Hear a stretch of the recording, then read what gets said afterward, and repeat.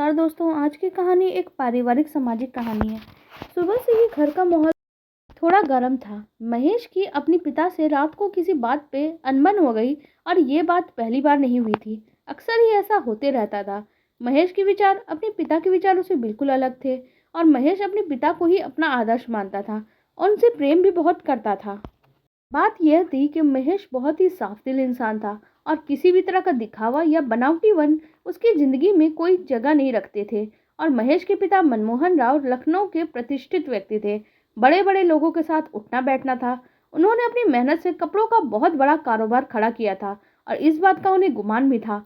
होता भी क्यों नहीं, तिनके से ताज तक का सफर अकेले ही तो उन्होंने तय किया था। महेश को इस बात का बिल्कुल घमंड नहीं था। अपने माता पिता की इकलौती संतान होने का फायदा उसने कभी भी नहीं उठाया। महेश की माँ रमा ने उसकी बहुत ही अच्छी परवरिश की थी और उसके संस्कारों में कोई कमी नहीं छोड़ी। हर तरह का आदर सम्मान करना, जरूरतमंदों के लिए दिल में दया रखना उसके स्वभाव का हिस्सा था। वो घर के नौकरों से भी बहुत तमीज और सलीके से बात करता था। उसके इस स्वभाव के कारण वो अपने दोस्तों में भी बहुत फेमस था। आधी रात को भी कोई परेशानी में होता तो महेश तुरंत उसकी मदद के लिए पहुंच जाता। किसी के काम के आकर उसकी सहायता करके महेश को बहुत सुकून मिलता था। हुआ ये कि 11 दिसंबर का दिन था। दोहरी खुशी का अवसर था। महेश के पिता मनमोहन राव का जन्मदिन था और साथ में नई फैक्ट्री का उद्घाटन। इस अवसर पर बहुत ही बड़ी पार्टी का आयोजन किया गया था। महेश की मां ने सुबह से ही उसको चेता दिया था कि शाम को मेहमानों के आने के पहले ही जल्दी घर आ जाना।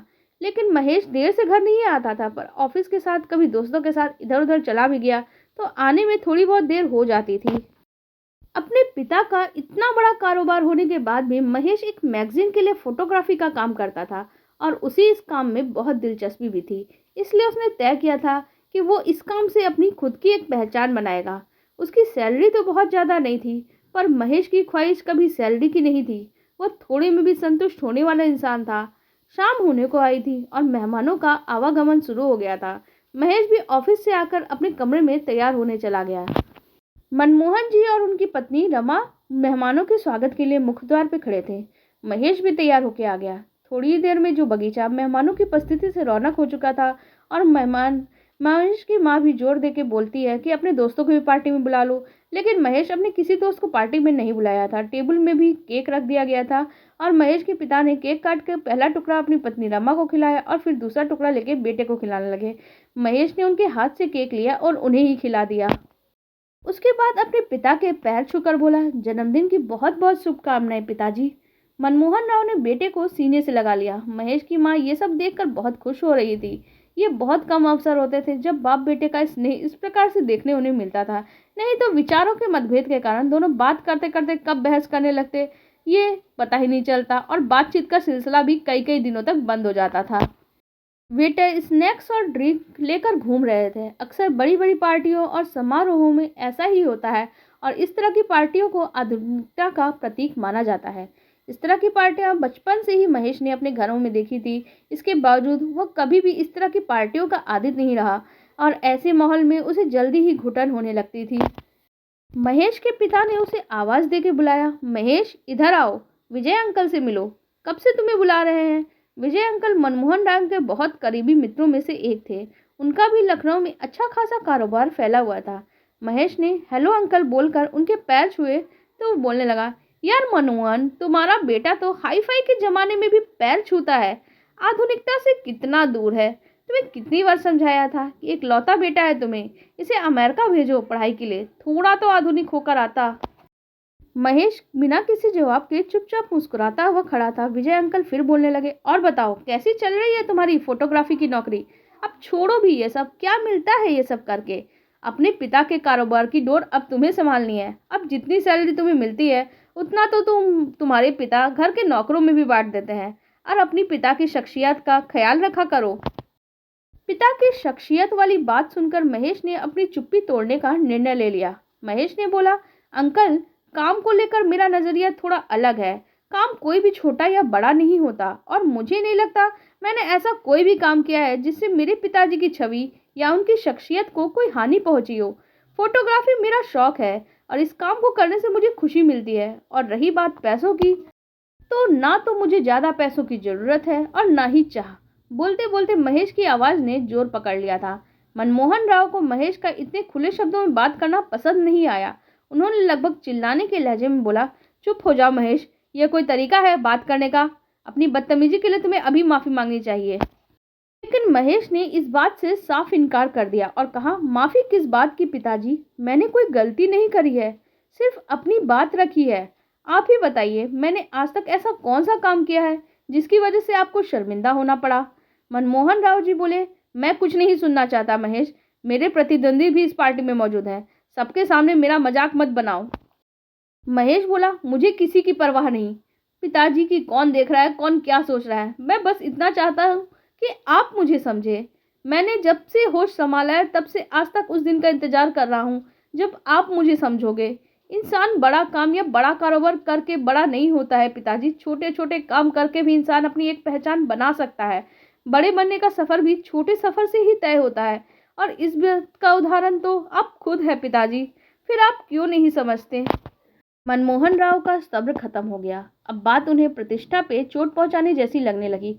उन्होंने महेश से कहा, तुम या तो विजय अंकल से माफी मांगो या अभी इसी वक्त घर से निकल जाओ।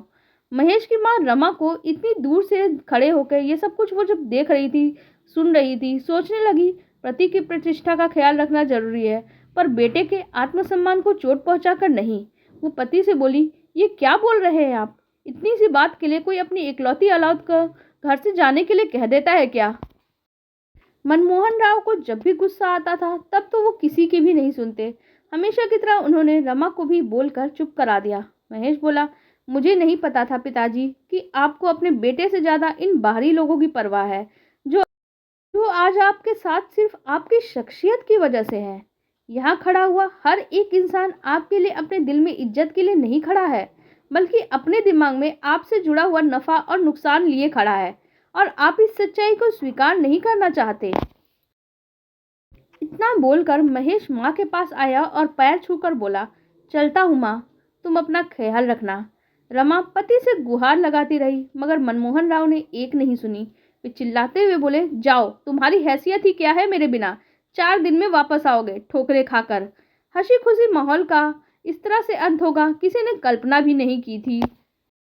आज इस घटना को पूरे 5 साल बीत चुके थे, पर महेश वापस नहीं आया था और ना ही कोई खबर आई थी। बेटे के जाने के गम में रमा की तबीयत भी दिन प्रतिदिन खराब होती जा रही थी और वो अक्सर बीमार रहने लगी थी। उनकी जिंदगी से खुशी और चेहरे से हंसी हमेशा के लिए चली गई थी। मनमोहन राव को भी बेटे के जाने का बहुत अफसोस हो रहा था। उस दिन की घटना के लिए उन्होंने अपने आप को ना जाने कितनी बार कोसा था। एक माँ को उसके बेटे से दूर करने का दोषी भी वो खुद को ही मानने लगे थे। अकेले में महेश को याद करके कई बार वो रो भी लेते थे। एक माँ के लिए उसकी औलाद का उससे दूर होना बड़े दुख का कारण बन जाता है, पर एक पिता के लिए उसके जवान बेटे का घर छोड़ के चले जाना किसी सदमे से कम नहीं होता। रमा कमजोर न पड़ जाए इसलिए उसके सामने मनमोहन राव खुद को कारोबार में व्यस्त रखने का दिखावा करते। वे अक्सर रमा को यह बोलकर शांत कराते कि आज नहीं तो कल आ ही जाएगा तुम्हारा बेटा। रमा अपने मन में सोचती, मैं माँ हूँ उसकी, मुझे पता है उस स्वाभिमानी और दृढ़ निश्चयी के बारे में। एक बार जो ठान लेता है वो करके ही शांत होता है। एक दिन अचानक फोन की घंटी बजी। सुबह के 10 बज रहे थे। रमा दूसरे कमरे में थी। नौकर ने फोन उठाया और जोर से चिल्लाया, मैडम मैडम। रमा एकदम से चौंक गई। दूसरे कमरे से नौकर को चिल्लाते हुए बोली, क्यों चीख रहे हो, किसका फोन है? छोटे साहब का फोन है मैडम, नौकर बोला। रमा को जैसे अपने कानों पर यकीन ही नहीं हुआ। वो फोन की तरफ दौड़ के लपकी और नौकर के हाथ से फोन लगभग छीनते हुए लेकर बोली, हेलो महेश बेटा, कैसे हो बेटा? 5 साल लगा दिया अपनी माँ को याद करने में, घर कब वापस आ रहे हो बेटा? तू ठीक तो है ना?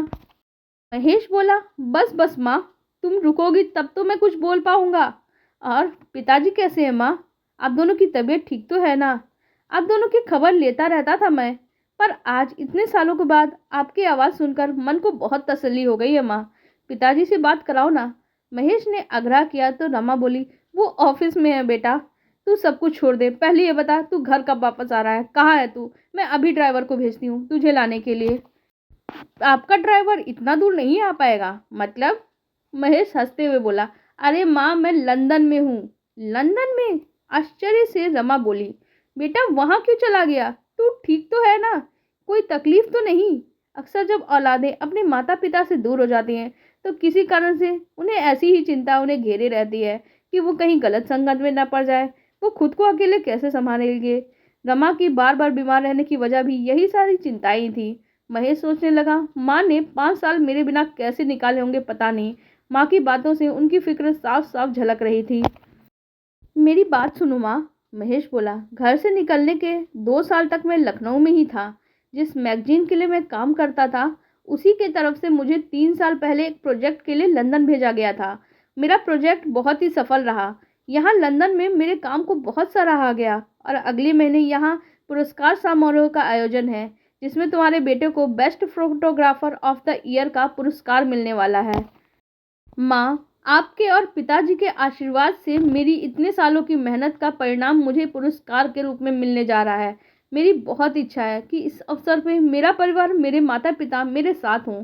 मेरी ज़िंदगी की इतनी बड़ी खुशी को बांटने के लिए आज मेरे साथ यहाँ कोई नहीं है माँ। बोलते बोलते महेश का गला भर आया था। उधर रमा की आंखों से निकले आंसुओं ने भी आंचलों को भिगा दिया था। उनका दिल खुशी से चिल्लाने को कर रहा था कि मेरे बेटे की हैसियत देखने वालों देखो, आज अपनी मेहनत के दम पे मेरा बेटा किस मुकाम पे पहुंच गया है। दूसरे देश में जाकर दूसरे लोगों के बीच अपने काम से अपनी पहचान बनाना अपने आप में बहुत बड़ी जीत है। महेश ने आगे बोला, माँ, आप और पिताजी के लिए लंदन की टिकट मैं जल्दी भेज रहा हूँ। पिताजी को लेकर जल्दी से यहाँ आ जाओ माँ।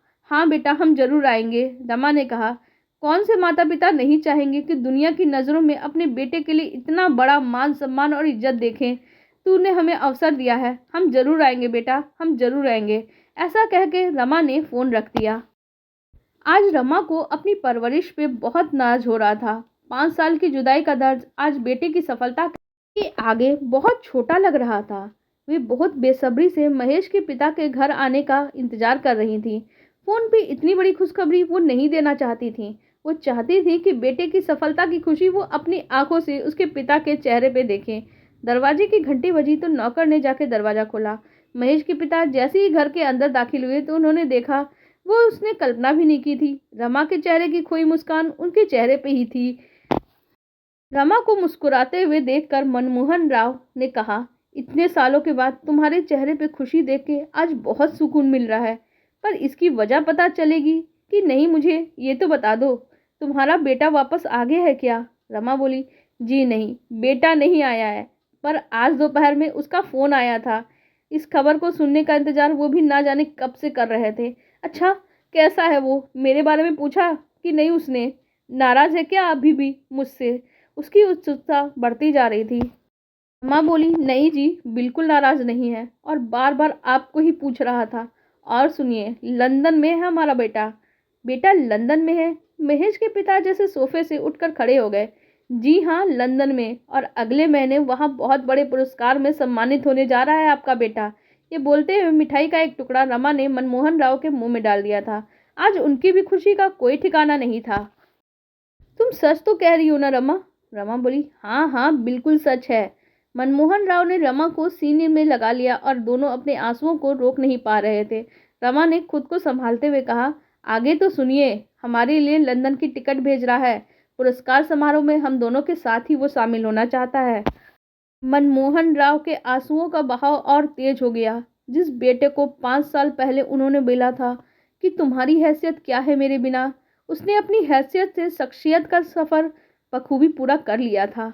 आंसू ने पूरे चेहरे को भिगा दिया था और बेटे से मिलने की तड़प दिल में मचल उठी थी। आज रमा को और मनमोहन जी को अपने बेटे पे बहुत गर्व हो रहा था। आपको हमारी ये कहानी कैसी लगी कमेंट सेक्शन में ज़रूर बताइएगा। साथ ही वीडियो को लाइक कर दीजिएगा और हमारे चैनल को भी सब्सक्राइब कर लीजिएगा। धन्यवाद।